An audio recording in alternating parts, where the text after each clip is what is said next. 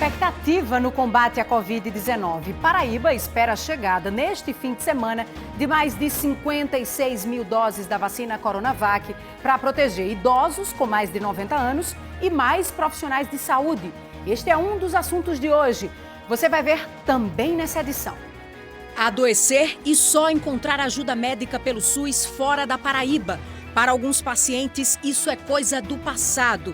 É que o Hospital Universitário de João Pessoa está com um novo tratamento. Esgoto na lagoa deve ter contribuído para a morte de peixes no Parque Solon de Lucena. Foi o que concluiu um estudo da SUDEMA divulgado hoje. O comércio da capital sente queda nas vendas de produtos de carnaval com as festas canceladas em 2021 por causa da pandemia. É tanto que a gente não investiu em material carnavalesco. Hoje é sexta-feira, 5 de fevereiro. O JPB2 começa agora. Olá, boa noite para você. Uma nova remessa de vacina contra a Covid-19 deve chegar nos próximos dias à Paraíba. Essas doses vão ser destinadas, além dos profissionais de saúde, para os idosos com mais de 90 anos. Eu vou conversar sobre esse assunto agora com o repórter Herbert Araújo, que ele tem todas as informações para a gente. Herbert, boa noite para você. Oi, Larissa, boa noite para todo mundo. Até agora, aqui na Paraíba, foram aplicadas pouco mais de 55 mil doses de vacinas na população, nos grupos prioritários, como a gente vem acompanhando dia a dia. E durante toda essa semana, se falou da possibilidade da chegada de novos lotes de vacina. Essa informação foi confirmada pelo secretário de Saúde, Geraldo Medeiros, no fim da manhã de hoje. Ele disse que, segundo o Ministério da Saúde, 56.200 doses da vacina Coronavac elas vão chegar aqui à Paraíba. O Ministério não estabeleceu uma data específica, mas a expectativa da Secretaria é que essas vacinas cheguem neste fim de semana. Essas vacinas seriam destinadas aos profissionais de saúde e a um novo público. O público das pessoas com 90 anos ou mais, os idosos nessa faixa etária. Como a gente vem mostrando no dia a dia, os idosos com 80 anos ou mais, acamados, eles estão sendo vacinados e vão continuar sendo vacinados. Só que essas vacinas para esse público de 80 mais acamados, essa vacina já está aqui na Paraíba. O estoque que nós já temos vai ser suficiente para isso. Por isso, agora se passa para esse novo público, que é o público de 90 anos ou mais. De acordo com a Secretaria de Saúde aqui do Estado, a logística que vai ser adotada para a distribuição dessas vacinas é a mesma que já foi utilizada na chegada dos outros lotes. As vacinas, elas chegam aqui em João Pessoa, vão ser levadas para as regionais de saúde e dessas regionais vão ser distribuídas para os municípios, lembrando sempre que a quantidade de vacinas que chega para cada cidade é determinada pelo Ministério da Saúde. Uma outra coisa que a Secretaria de Saúde do Estado relembra para todo mundo é que as pessoas façam o cadastramento. Tem um site para o cadastramento das pessoas que querem tomar a vacina, que pretendem tomar a vacina. Eu acho que todo mundo pretende, mas assim vai facilitar que as secretarias de saúde possam saber a faixa etária das pessoas, que tipo de comorbidade elas têm e que essas pessoas elas possam aos poucos ser chamadas para vacinar. O site é o vacinapb.saude.pb.gov.br. É só entrar lá e fazer o cadastro. Larissa.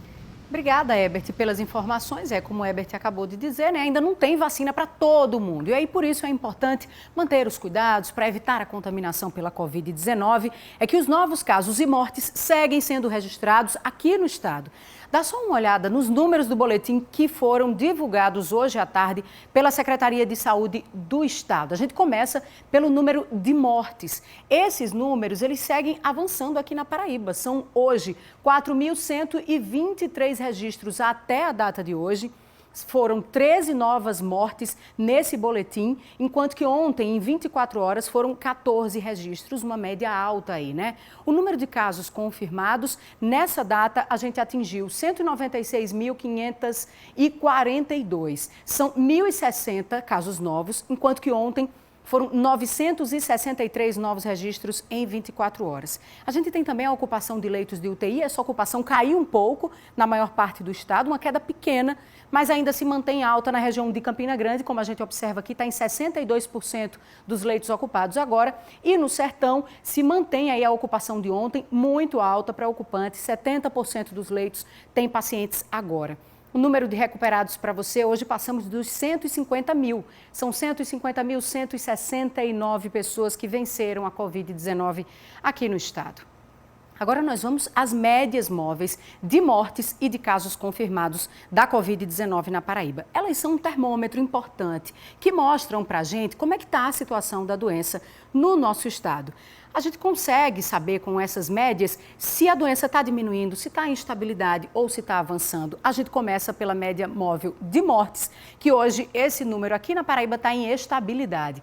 Enquanto que nos últimos 7 dias nós registramos uma média de 12 mortes por dia, há 14 dias essa média estava em 12. Aqui a gente está sinalizando com uma queda pequena, de 1%. O porquê disso? É que apesar desses números serem iguais, essa média de 12 e 12, há uma diferença em casas decimais e aí por isso dá essa pequena queda. Eu lembro para você que os especialistas só consideram uma queda a partir de 15%, portanto, estamos em estabilidade em relação ao número de mortes. Na sexta-feira da semana passada, a Paraíba também estava em estabilidade em relação às mortes. Agora acompanhe comigo a situação em relação ao número de casos confirmados. Estamos em alta, enquanto que nos últimos 7 dias, essa média de casos confirmados estava ali em 1.018 casos por dia, em média. Há 14 dias, estávamos com 867 casos confirmados por dia, o que dá aí uma alta de 17%. Esse é o 12º dia seguido com mais de 1.000 casos por dia em média. A última vez que isso aconteceu aqui na Paraíba foi no começo de agosto. Na sexta-feira da semana passada, os casos confirmados seguiam como hoje, também em alta. A pandemia está longe de terminar, né? Então, continue lembrando dos cuidados. Use máscara, lave sempre as mãos, mantenha o distanciamento social para proteger a sua vida e a de outras pessoas. O Hotel Tambaú, considerado um dos pontos turísticos mais conhecidos do estado, deverá ser reaberto ainda este ano, no segundo semestre. O local foi leiloado por R$40 milhões. A expectativa é de geração de empregos e de mais turistas na capital. Foi no início da pandemia que o Hotel Tambaú, uma das principais marcas do turismo aqui na Paraíba, fechou. Desde então, nenhum hóspede mais pôde entrar aqui. Por conta de questões trabalhistas, o hotel foi a leilão. Um grupo do Rio Grande do Norte comprou por aproximadamente R$41 milhões e agora fica a expectativa pela reabertura desse hotel tão importante para a nossa economia, para o nosso turismo e até para cultura mesmo, né? Tantos eventos que aconteceram aqui nesse espaço, nos salões também. Ruth Avelino, gestora da PB Tour, pode falar um pouco mais sobre isso, né? Pois é, você falou tudo, um hotel importantíssimo para a cidade, para a Paraíba, para o Brasil, né? Um hotel que é uma referência nacional. Todo mundo já ouviu falar nesse hotel. Quem não sabe o nome do hotel, fala, é aquele hotel redondo, construído praticamente dentro d'água. Então, um equipamento importantíssimo que agora, arrematado por um grupo muito forte do Rio Grande do Norte, o Agaspar, que é dono do Ocean Palace, lá em Natal, arrematou e vai já entrar na próxima semana para começar a trabalhar aqui dentro.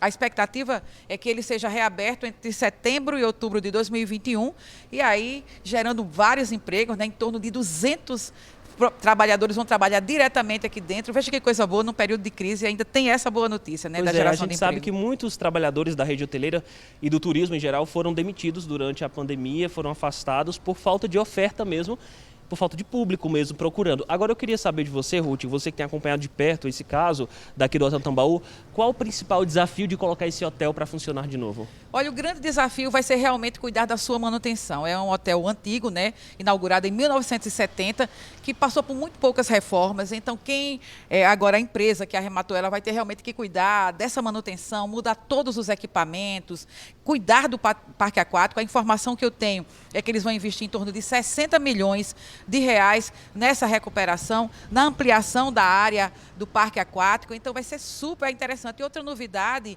é que vai ser all inclusive. Ou seja, é aquele tipo de hotel que você paga para entrar. E dentro do hotel você come, você bebe, você faz todas as atividades já incluídas no preço da sua tarifa, da sua diária. Então é um diferencial para João Pessoa, é um diferencial para Paraíba e vai ser muito importante. E eu lhe digo uma coisa, eu não tenho a menor dúvida de quando eles estiverem próximos de abrir, quando abrirem as vendas, ele vai lotar. Porque antes da pandemia, esse hotel, apesar de todos os problemas que ele tinha, ele vivia com 80% de ocupação, mesmo na baixa. Agora a gente tem aí também uma expectativa de reabertura, como você falou, final de setembro, início de outubro, já aí no segundo semestre, bem numa época onde mais brasileiros já devem estar vacinados. Isso deve facilitar a vinda de muita gente para cá. Com certeza, eu acho que no segundo semestre a vacinação já vai estar mais avançada, as pessoas já vão estar mais seguras para viajar, principalmente os grupos da melhor idade, que estão, né, esses grupos estão sem viajar, com medo justamente porque são os mais vulneráveis e sem dúvida é um momento certo para reabrir, antes da altíssima estação do final do ano, num momento propício.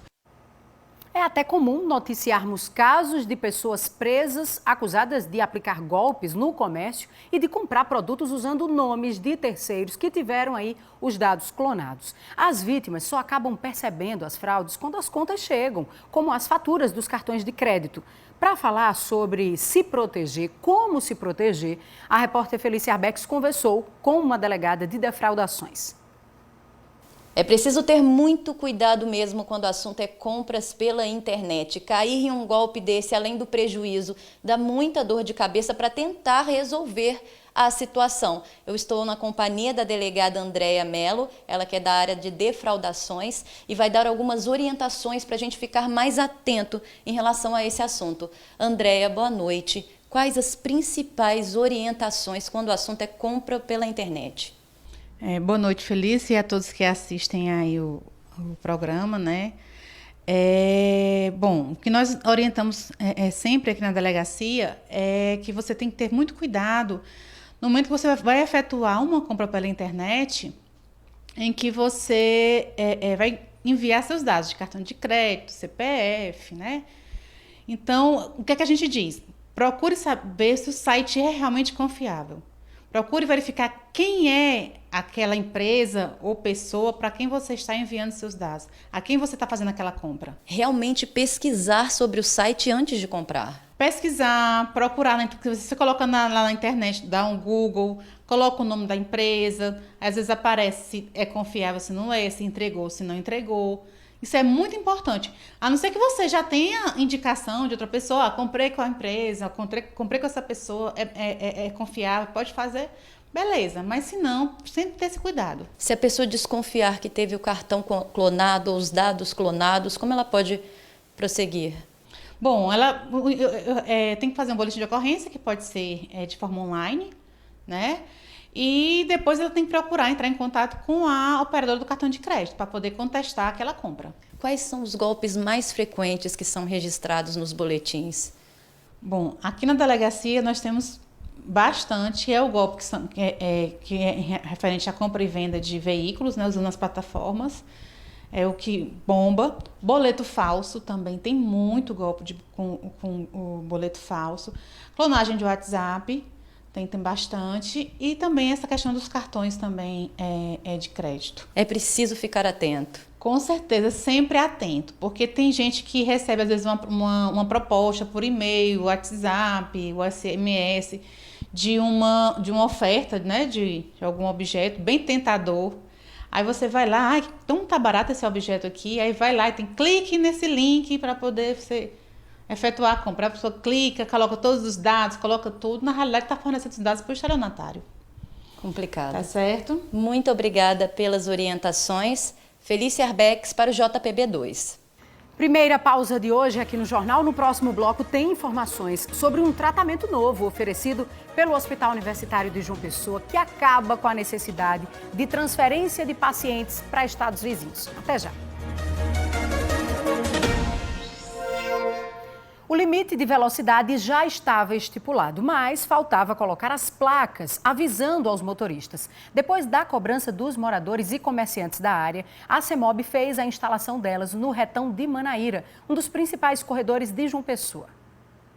Estou aqui no retão de Manaíra, avenida super conhecida, bem movimentada. E olha, o que a gente tem agora de novidade é que depois do apelo que o pessoal fez aqui nessa avenida, por conta da falta de placas, o pessoal da CEMOB ouviu e aí colocou as placas de velocidade. O que é que acontece? Semana passada nós demos aqui a notícia absurda de um motorista que quis fazer graça, mas colocando em risco a vida dele e principalmente a de outras pessoas, andando aqui por essa avenida a 147 km por hora. A placa mostra muito bem que a velocidade permitida aqui é de 50 km por hora, independentemente do horário. Claro, é óbvio que uma placa dessa não vai impedir que uma pessoa seja imprudente, irresponsável e até criminosa. Mas a placa tem que estar aí.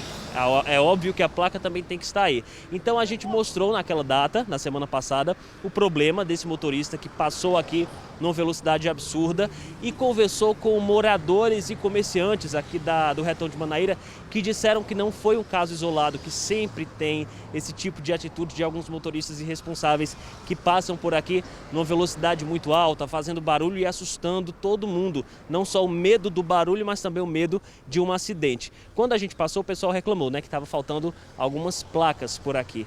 Daí a gente entrou em contato com a CEMOB e é por isso que a gente agradece a CEMOB pela atenção, agradece também à comunidade, a todos os moradores pela confiança aqui no nosso jornalismo.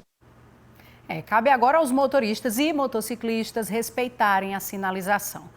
O Hospital Universitário de João Pessoa começou a fazer um tipo de tratamento que só era realizado em estados vizinhos. É a plasmaférese terapêutica, tratamento essencial para pacientes de várias doenças. A médica responsável pela assistência a Robson é a nefrologista Cristiane Alexandre.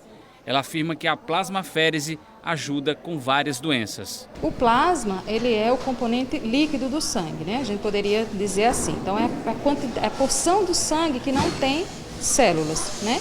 E a plasmaférese é um tratamento para remover o plasma com os componentes que a gente não deseja naquela doença, por exemplo, os anticorpos. Então, esses anticorpos estão diluídos nesse plasma e eles vão ser removidos na sessão de tratamento. Tanto patologias renais, patologias reumatológicas, patologias neurológicas, patologias do próprio sangue. Então, é uma gama muito grande de especialidades envolvidas e de doenças envolvidas, né? Que tem como fundo básico essa produção aumentada de elementos no sangue, por exemplo, anticorpos que estão provocando a doença no paciente. No serviço particular, cada sessão de plasmaférese custa cerca de R$ 3.500 e cada paciente precisa de pelo menos 5 sessões. Só aí há um custo mínimo de quase R$ 20 mil. O paciente do SUS, sem condições de pagar, antes tinha que procurar esse serviço em Pernambuco, no estado vizinho, e se houvesse vaga na unidade de referência por lá. Agora, o serviço está disponível de graça e bem mais perto de casa. O médico precisa indicar o tratamento e, a partir dessa indicação, entrar em contato com a equipe do Hospital Universitário para que a gente possa ver a possibilidade de acolher esse paciente e tratar. No momento, a gente dispõe de um equipamento, né? Então a gente pode fazer um paciente por vez, né? Mas ao longo do dia, como é um tratamento que demora em torno de 3 horas, haveria possibilidade de fazer até 3 ou 4 pacientes por dia. O secretário de Saúde da Paraíba, Geraldo Medeiros, disse hoje que o Hospital Universitário de João Pessoa deverá receber nos próximos dias, talvez já nesse domingo, mais 15 pacientes com Covid-19 vindos do Amazonas. E segundo a assessoria do HU, o hospital colocou à disposição 18 leitos de enfermaria. Dos 17 pacientes internados, no mês passado, 15 tiveram alta e 2 seguem na unidade de terapia intensiva. No total, o HU tem 7 leitos de UTI à disposição de pacientes contaminados pelo novo coronavírus. O IFPB divulgou há pouco que as aulas presenciais não vão ser retomadas no dia 1º de março.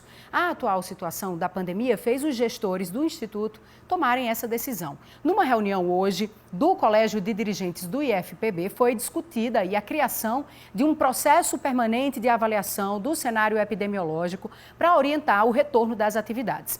Uma próxima reunião está marcada ainda para este mês de fevereiro. No momento, o IFPB está com aulas online ainda do período 2020.2. Na volta do intervalo, você vai ver o resultado do laudo da SUDEMA sobre a morte de peixes na lagoa do Parque Solon de Lucena.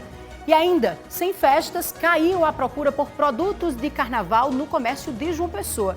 Eu volto rapidinho. Até já. A SUDEMA divulgou um laudo informando o que provocou a morte de centenas de peixes na lagoa no centro da capital. Na água foram constatados baixos níveis de oxigênio e alta densidade de bactérias, indicadoras de esgoto. As informações com Herbert Araújo, que volta a participar ao vivo aqui do JPB2. Herbert.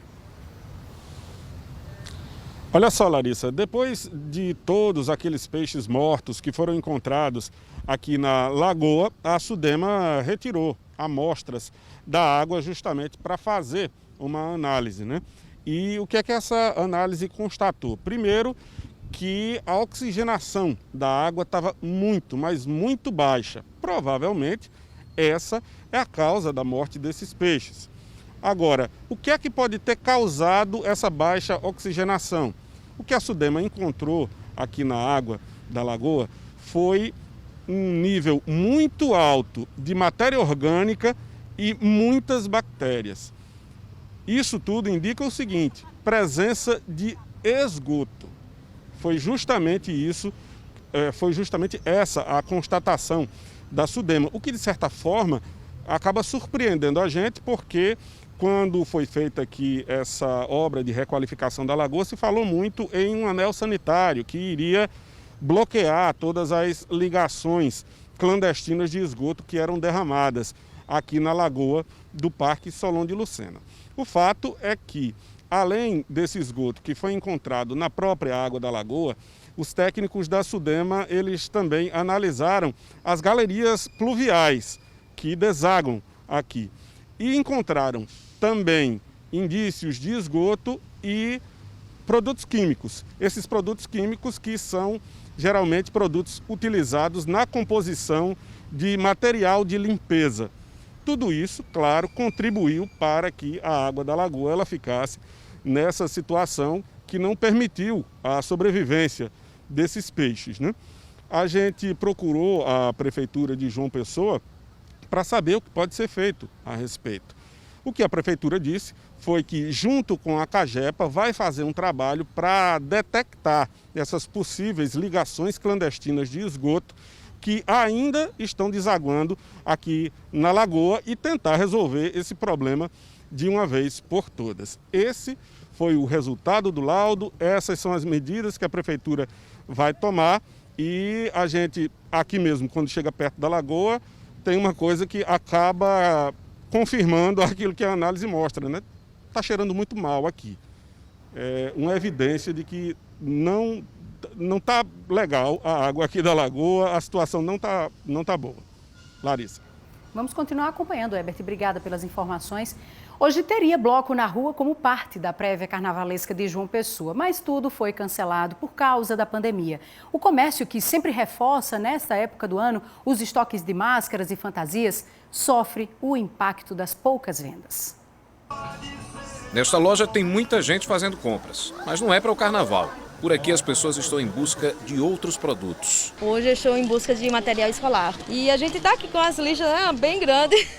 Minha netinha está precisando de um estojo escolar e eu vim ver se eu achava o que ela queria. Só o material escolar. A gerente da loja explica que as mudanças ocasionadas pela pandemia fizeram com que não houvesse investimentos em itens carnavalescos. Até mesmo por motivo do feriado foi cancelado. Né? E que na verdade não existe feriado, é o ponto facultativo. E daí a procura eu acredito que vai ser bem menos. É tanto que a gente não investiu em material carnavalesco. Nesta outra loja, o clima é de marchinhas de carnaval.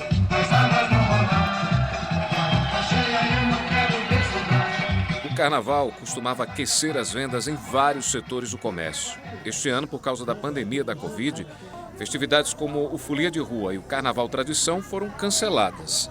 Mas tem lojista acreditando nas vendas. A gente acredita nas festas caseiras, entre família, e acredita que vai ser bom as vendas esse ano. Tem fantasias, máscaras, chapéus e uma variedade de acessórios de carnaval para quem não abre mão de celebrar a festa. Vai ser em casa, aproveitar em casa com a família. Então, estamos ainda em pandemia, então é melhor ficar em casa. Então, reforçando aí o que disse Carla, né? Se alguém for brincar, que seja em casa, sem aglomeração. E lembrando, algumas prefeituras, como a de João Pessoa, já informaram que não vão decretar ponto facultativo no carnaval. Ou seja, o expediente será normal nas repartições públicas. A medida segue o que já havia sido determinado pelo governo do estado. O objetivo é evitar aglomerações no período e consequente aumento dos casos da Covid-19. E assim a gente encerra essa edição do JPB2 de hoje, honrada e agradecida por sua confiança no jornalismo profissional. Amanhã eu te espero aqui no JPB2, hein? Boa noite para você e um ótimo fim de semana.